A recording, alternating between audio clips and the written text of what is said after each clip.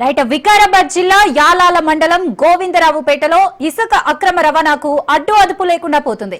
పర్మిషన్లు ఇచ్చిన చోట కాకుండా వేరే చోట ఇష్టం వచ్చినంత ఇసుకను తోడుకుంటున్న అక్రమార్కులు వివిధ ప్రాంతాల్లో అమ్ముకుంటూ సొమ్ము చేసుకుంటున్నారు. ఇందిరమ్మ ఇండ్ల పేరుతో సాగుతున్న దందాను యాలాల మండలంలోని గోవిందరావుపేటలో స్థానికులు అడ్డుకున్నారు. స్థానికులు ఇచ్చిన సమాచారంతో పోలీసులు ట్రాక్టర్లను సీజ్ చేశారు. ఇసుక అక్రమ రవాణాలను విడిచిపెట్టేదే లేదని స్థానిక ఎస్ఐ విఠల్ రెడ్డి స్పష్టం చేశారు.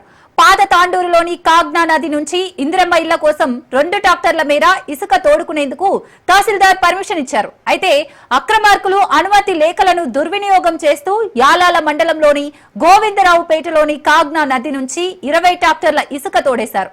అయితే రెవెన్యూ అధికారులు ఫైన్ వేసి వదిలిపెడుతున్నట్లు స్థానికులు ఆరోపిస్తున్నారు.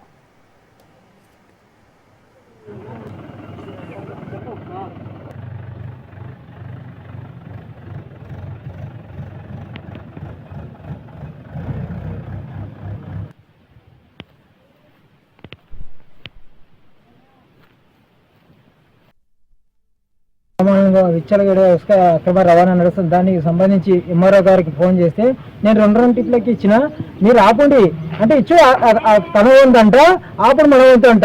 ఇదేమన్నా అతను కోడలు దొంగతనం చేసి అతను దోసుకోమని కోడలు నడతామని అన్నట్లున్నది. ఎంఆర్ఓ ఇచ్చాడంటే మేము ఆపాలన్నట.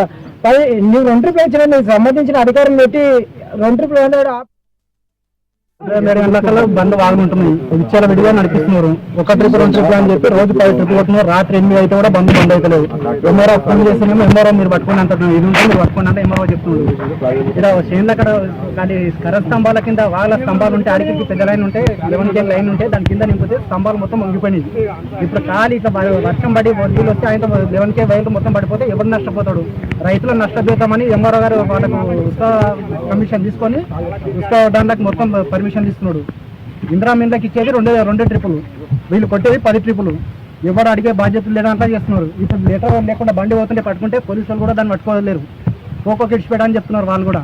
మరి ఎంత కమిషన్ తింటున్నారో ఏం తింటున్నారో వాళ్ళకి రికం మరి. అది రైతులను ఇంత పాడి చేద్దాం అనుకుంటున్నారు. ఏమనుకున్నారు, ఒక పారు వచ్చి కాలు వచ్చి చూడమని ఎంఆర్ఓని అక్కడ మొత్తం ఏమైనా తెలుస్తుంది. కుర్చీ మీద కూర్చొని నువ్వు లెటర్ రాసిస్తే అయిపోతుంది అనుకుంటున్నాడు ఆయన, కానీ ఒక పారు రాండి వచ్చి చూస్తే తెలుస్తుంది దాని గురించి.